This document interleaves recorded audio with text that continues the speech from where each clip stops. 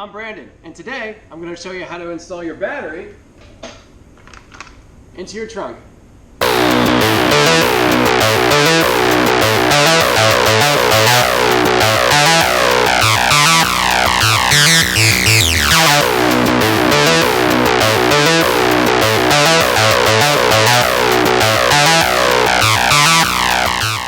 What's up guys, it's Brandon with Extreme Daily Drivers, where we always ball on a budget and wrench in our garage. Today I'm going to show you how to relocate your battery from your engine bay to your trunk.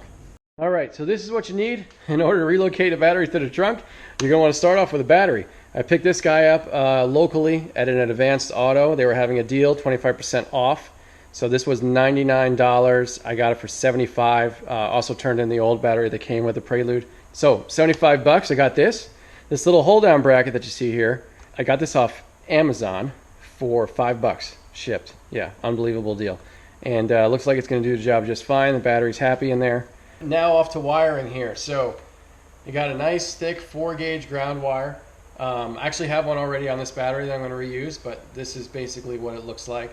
I got this off Amazon. I got the Big 3 kit for $25, so I got 2 black and 1 red, and as well as all the terminals. So we got that. And then we got our power wire. So for power wire, went a little crazy, but 1/0 0 gauge power wire. I don't know, whatever it is. It's serious. Look at that. This stuff I also got off Amazon. Got excellent reviews, and it is 15 feet, which should be plenty. 15 feet. It was $60 shipped. So it's almost the most expensive part of the installation. So we got our negative wire, we got our positive wire. Let me show you what else you need. I got like 25 feet of plastic tubing to wrap around our wire so that as it's going in and out of things, it's not getting worn out, you know what I mean? It's not getting cut by any metal or anything like that. So this tubing should prevent any damage from happening to our power wire, because that would be catastrophic if something did happen to this and short it out. And lastly, I picked up this guy. Pretty serious crimper. So if you're going to do a terminal like this large, you're going to need a hydraulic crimper. This guy was $25 off Amazon. Thought it was a pretty good deal, got pretty good reviews. So that's really all we have to do this job. Alright, so enough about what you have to get this job done. Let's get this little guy out of here so we can start the installation. Alright, old battery and bracket are out. Wasn't too bad. It's pretty easy actually. This thing's going for sale. Comment below if you're interested in purchasing it. It's going to go cheap. That's what's going to be replacing it in the trunk. And here's kind of how the engine bay is going to look, with a nice wide open space there. Obviously it needs to be cleaned up and stuff. So originally I thought that I would send the power wire through this hole here, down through the fender, make my way through the firewall. I actually started the process of removing the fender. But I talked to a buddy of mine, Jeff in Phoenix. If you guys are on the any Facebook page, you know Jeff. He's got a badass Prelude. But anyway, he just did this yesterday, and he told me to go through the drip line for the air conditioner. So I got my air conditioning removed. So there's a nice little grommet there. Hope you can see that with the lighting. We're gonna go through there, and it comes out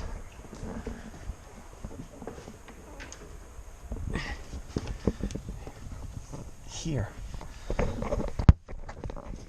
It's gonna come out right there.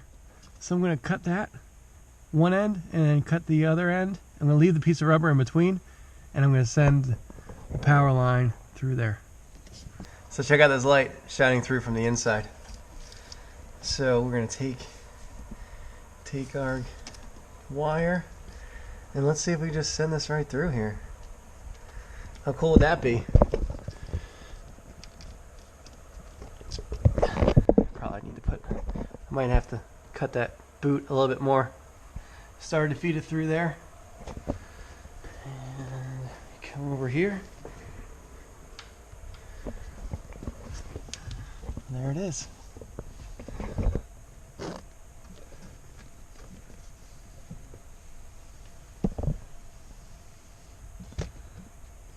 Jeff, you're a genius. This is way better than the way I was going to do it. Alright, so I got plenty of the positive wire in here now. So now I'm going to start running it. I started to take the interior apart, right? So we're going to run it along here, down underneath here, make its way to the back seat. Alright, so here's the trunk. I got to remove all this stuff to get to the wire, fish it through, and mount the battery. So I'm going to start pulling the stuff out. Alright, so I got the interior ripped apart here. Here is our power wire. Come along here, go beneath this, into that hole, make its way into the trunk. So before I do that, I'm going to line it with the plastic loom that I got. And we use zip ties and some electrical tape to secure it every foot or so it stays on there.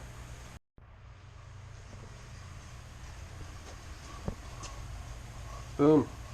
Alright, so I got my battery back here. It's not tied down. This is where I would like it to be. It's just a good spot for it. So it is right over the muffler, so I have to figure that out, and I also have to think about grounding. So I really want to ground to the frame. Okay, so I removed that little access hole. I'm going to run my ground wire right down that hole, and then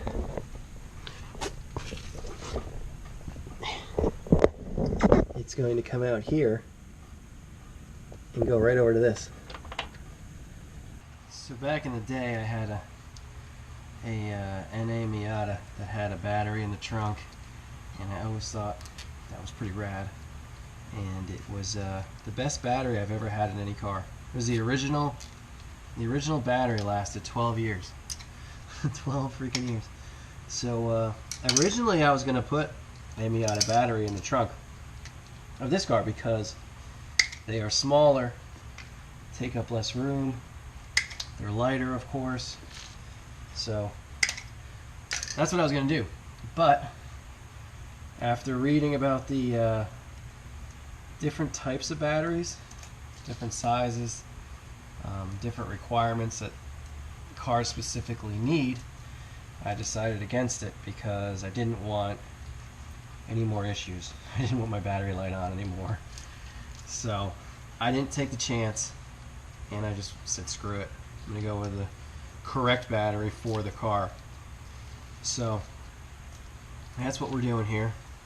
I'm actually really excited the way this is going so far. Everything is working really well. I think this is going to be a really nice installation. And it's going pretty well. I mean, taking the car's interior apart is always a pain in the butt. But once I get that all back together, it should be pretty easy. So, but yeah, so far I'm really liking the way this is turning out. And this is my negative terminal now. Pretty cool. I had some thinner gauge loom, plastic loom, so I put that on there, and now it's all protected so we can drop it through the trunk and we go ahead and install it.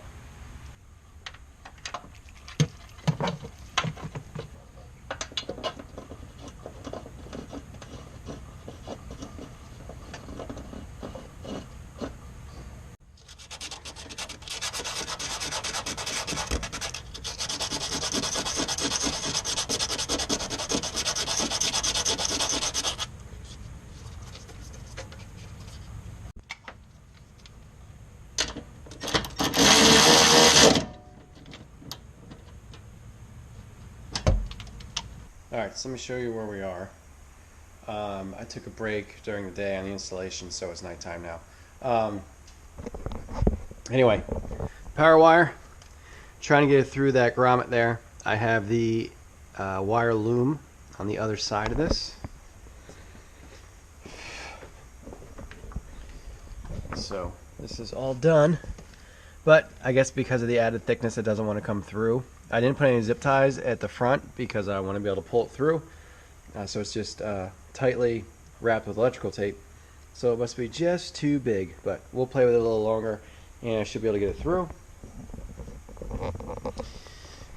This is a terrible camera shot here. I'll show you that tomorrow. So anyway, the trunk is done. The negative battery terminal is mounted. Turned out awesome. I'm so happy the way it turned out. I got the battery mounted. I'm going to show you all this tomorrow when the sun comes out. And yeah, so the trunk's like finished. All I have to do is this, and then the power cable for the fuse box and the power cable for the starter. So let's get it finished. All right, so power wires through there. Let me clean this up a little bit there. Put some tape on there, zip tie. Power wires through there. There's distribution block. I was only able, I really like this location, and I spent an hour trying to put 2 bolts through that distribution block, but I was unable to. So I got 1 bolt in there. It's not going anywhere. I just wanted it to be perfect. But anyway, here's the power wire on the distribution block, and now I made this guy.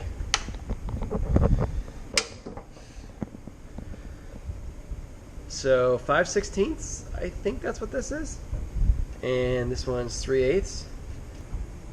So it's going to go from here over to that distribution block, weaving in and out of here behind the ABS. So that is going to be the one for the fuse box. Show you real quick the wire that we replaced that was going from the positive terminal to the fuse box. So you can see how crappy and old this thing is. So now we got 4 gauge as opposed to 8 or whatever this is.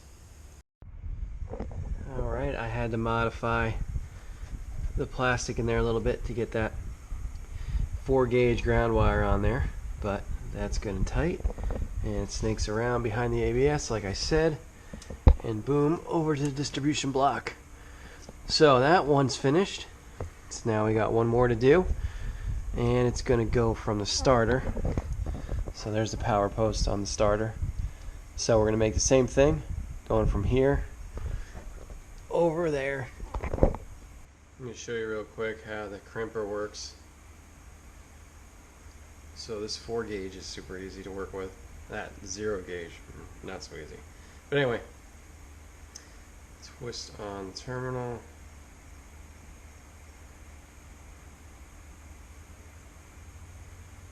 Something like that. And then this guy has multiple settings on it that can be adjusted. I think this is the right one for this gauge. I'm not even actually sure, but it seemed to work on the other one.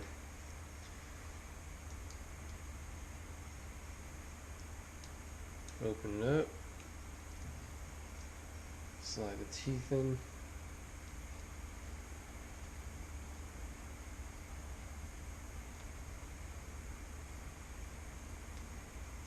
And once you get it where you want it,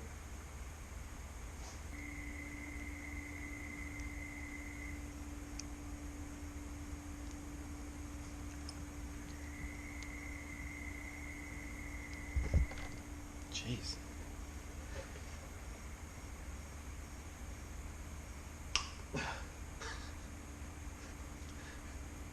We got it. The other one wasn't that hard. So when you're finished,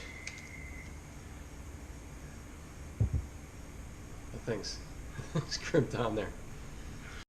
Alright, so I got the car outside here so you can see hopefully better lighting of what I've done with battery relocation up to this point. So here again is the power wire coming out of the fuse box. It's going behind all this ABS crap. You can see it right there, and then it sneaks around to the distribution block, and then you'll see another wire from that distribution block right here. This is the wire going to my starter, which again is the same upgraded wire that I used at the fuse box. And I don't know if you can see it. Well, you can't really see it, but see that little red right down there? See that little red? That's the new wire. Alright, so we got our fuse box hooked up, we got our starter hooked up, and this is the power cable coming through my air conditioning grommet. You can probably see it pretty good there. Alright, snaking around, boom, and then going to the distribution block. We got our interior back together. That power wire is coming behind here, behind this kick panel, underneath the door trim, back underneath here. And here is the battery installed. So you can see there's not really much of a evidence of the power wire, but here it is going underneath this cover. I cut the carpet so that it kind of looks decent. I'm going to improve on this, but you can see there's my negative wire. I siliconed around the little access grommet that I drilled out, and I also put a piece of rubber tubing like fuel line in between my negative line and the rubber grommet. I used self-tapping screws to hold this plastic box down, and it actually traveled to New Jersey and back and didn't move an inch, so that's actually working pretty well. I would like to upgrade it to bolts in the future, but I have to remove the muffler heat shield underneath the car in order to do that, and that's a process, so I'm gonna need a lift or something like that in order to do that. So last week I made a road trip from Florida to New Jersey in the Prelude. It made it, it survived, and like 24 hours before I went on this trip, I finished the battery relocation, put everything back together, and was really happy with everything. I took a photo of it, I put it on Facebook on a Florida Preludes group that I'm a member of, and right away like 3 people were like, dude, you need to have a fuse between that battery and the distribution block in the engine bay. And I was like, do I really need one of those? And they were like, yes, you really need one. If you don't, you're going to have a car fire. Because if something were to happen to that power wire, it becomes basically a torch or a welder or something, whatever. And I was reluctant to use one originally because the stock car doesn't come with a fuse. There is not a fuse between your battery and your fuse box, or your battery and the starter. So I was like, why do I have to go out and buy this thing now and cut up everything that I've done up to this point to install fuse? But they are correct. And yes, I was a little reckless in installing this thing and driving up to New Jersey and back, but I didn't have time to order the fuse and install it, so I ordered it, actually ordered it and sent it to my friend's house in New Jersey where I was staying, and it arrived on time, but we didn't install it because we're too busy doing everything else that we were doing. So here is the fuse block. It's a 150 amp fuse in here. This is what I'm going to be using.